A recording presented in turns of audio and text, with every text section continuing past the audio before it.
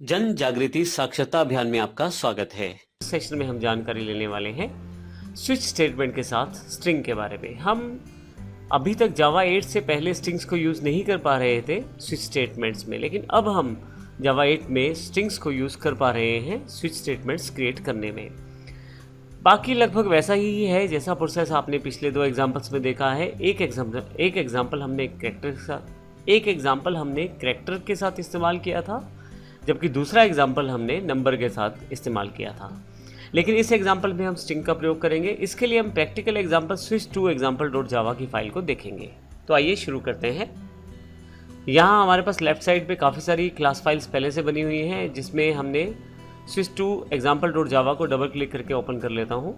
Example बिल्कुल same है। हमने पिछले सेक्शंस में जैसे करैक्टर के साथ प्रयोग किया और उसके बाद हमने न्यूमेरिक यानी कि नंबर्स के साथ इस्तेमाल किया। अब की बार हम स्ट्रिंग का प्रयोग करने वाले हैं। तो स्ट्रिंग में हम उस वेरिएबल को सेव करने वाले हैं जो यूज़र चूज़ करता है। जैसे उसने बैलेंस चूज़ किया तो बैलेंस इस वेरिएबल में स्टोर हो जाएगा। उससे पहले मैं यूज़र के लिए एक मैसेज डिस्प्ले करवा देता हूँ। यहाँ पे WD विड्रॉल के लिए, DEP डिपॉजिट के लिए, मिनी के लिए MINI, और यानी कि मिनी स्टेटमेंट को आप MINI टाइप करके ले सकते हैं, और यदि आप बैलेंस देखना चाहते हैं तो BAL। तो इसमें हमने सबसे पहले BAL को स्टोर किया स्ट्रिंग चूज़ में, और चूज़ को स्विच के कंडीशन बॉक्स में डाल दिया।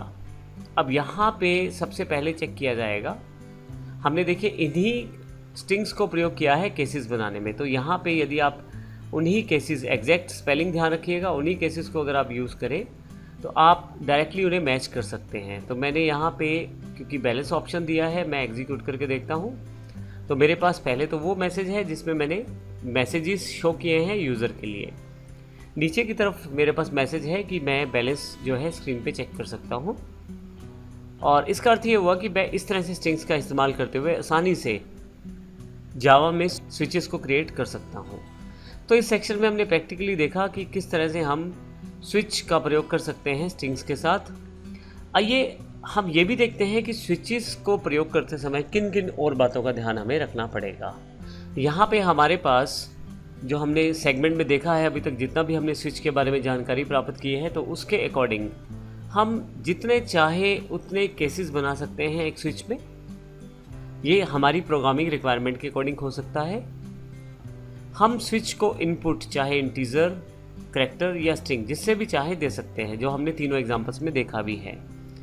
यदि आपके पास एक से ज़्यादा स्टेटमेंट्स एग्जीक्यूट करने हैं तो उसके लिए आप ज़रूर ब्लॉक्स का इस्तेमाल कीजिए, ताकि आपके पास आसान रहे इन सब ऑप्शंस को वर्कआउट करना। तो हमने इस पूरे सेक्शन में स्विचेस का इस्तेमाल किया और देखा प्रैक्टिकली किस प्रकार से हम इसको प्रयोग कर सकते हैं। धन्यवाद।